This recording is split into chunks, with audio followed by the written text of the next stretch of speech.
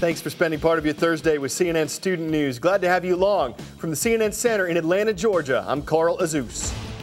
First up today, heavy rains and flooding are taking a major toll in Pakistan. The floods have already drenched more than 4 million acres of land. Think of 4 million football fields just covered in water. Here's a look. The floods have killed more than 230 people, ruined about 80% of the area's crops, and damaged more than 1 million homes, forcing many people into temporary camps. And the wet weather is not over. Forecasts are predicting more rain, and that means Pakistan's going to need a lot of help. Several countries have already offered to do that, including the United States, Iran, and Japan. This disaster comes only a year after another round of severe floods hit Pakistan. Those floods killed more than 1,700 people and caused nearly $10 billion in damage. Now to the U.S. The federal government has released its final report on a massive oil spill in the Gulf of Mexico. You might remember that. It was last year, April 2010. That's when an explosion on the Deepwater Horizon drilling rig killed 11 workers and led to 200 million gallons of oil spilling out into the ocean. Here are some of the images we saw back then. The report says a main cause of the explosion, a problem with the cement seal at the oil well site. And it blames 3 companies for the disaster: BP, which operated the rig, Transocean, which owned the rig, and Halliburton, which did the cement job. The report says all 3 had different responsibilities for keeping the rig and its employees safe. NASA's shuttle program ended earlier this year, but Wednesday, NASA officials unveiled plans for the next generation of spacecraft. Here's what it would look like. It's called SLS, stands for Space Launch System. The space agency says it would be the most powerful rocket ever. It's expected to cost $18 billion. And as John Zarella explains, it would take astronauts further into space than ever before. It's going to be 2017 at the earliest before the first launch of the new super rocket that, NASA had said right along, look, we have to stop shuttle so we can build this new rocket. So they ended the shuttle program. Now they have finally announced the new rocket, which in many respects is kind of sort of going to look like a shuttle, except that the capsule is going to be on the top. It'll have a huge engine tank in the middle, engines on the bottom, and boosters on the sides. And ultimately, NASA says this rocket will be able to take humans first to an asteroid by 2025, and then to Mars in the 2030 time period. We're going to have to wait and see if that all pans out. Time for the shout out. Someone who buys goods and services for personal use is usually called a, is it marketer, consumer, retailer, or producer? You've got 3 seconds, go.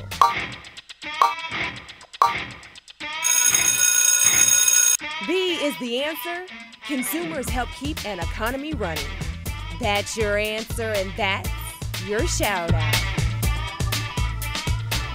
Some groups of consumers help keep an economy running more than others. And right now, as economic growth slows down in the U.S. and Europe, many companies have their eyes on China's middle class. As Andrew Stevens tells us, it looks like this particular consumer group is turning out to have some serious buying power. The Li family represents perhaps the most important consumer in the global economy today, the Chinese middle class. A customer base estimated in the hundreds of millions with cash to spend. As growth slows in the US and Europe, companies are desperate for new customers. Many already get a growing share of their revenues from China. Last month, luxury jeweler Tiffany posted dazzling quarterly results helped by Chinese tourists who snapped up diamonds in the US. But as luxury brands revel in China's newfound prosperity, further down the ladder, the environment is more challenging. So we're very good at selling image brands, consumer goods. We're also good at selling some other types of products like certain cars. But broadly speaking, the Chinese have, in the mass market, have their own brands, their own companies, and it's there that where Western firms struggle to really penetrate the local consumer market. Despite competition from homegrown brands, the sheer scale of the Chinese consumer market is too big for companies to ignore. And it's only going to get bigger. The Brookings Institution says that by 2020, China could be the world's top middle-class consumer market. And by 2030, they may account for 18% of all global spending. These are mouth-watering statistics for global retailers. And like the Li family, they too hope that China's god of wealth continues to smile on the world's second biggest economy. School district in Maine is giving all kindergartners an iPad to try to help them learn reading. And your opinions on this are streaming in. Kristen thinks it's a great idea as long as the iPads are used for school skills and not games. But we still need regular paper books too. Michelle thinks advances in technology are going to influence our education. People probably had the same fears when schools first introduced computers. And Richard believes that because of our latest advancements in technology, the kids will be more successful in becoming more literate readers. On the other side from Andrew, I grew up with just books, my family, and my teacher to help me learn to read. I think FaceTime is way better than an iPad. Sarah says the kindergartners need to work on being social with other students instead of having their face stuck in a screen. The money could be spent on more instructional aids or teachers. And Jenny and Kiera say school is supposed to take away the focus of electronics, not encourage it. Is this legit? Spanish is the second most spoken language in the U.S. Legit. English is spoken by 82% of the U.S. population, Spanish by just over 10%. Well, today is the first day of Hispanic Heritage Month, which takes place from September 15th to October 15th. It's a chance to celebrate Hispanic culture and heritage, and that's exactly what we're going to do here on CNN Student News. Cheryl Castro kicks off our coverage with this next report.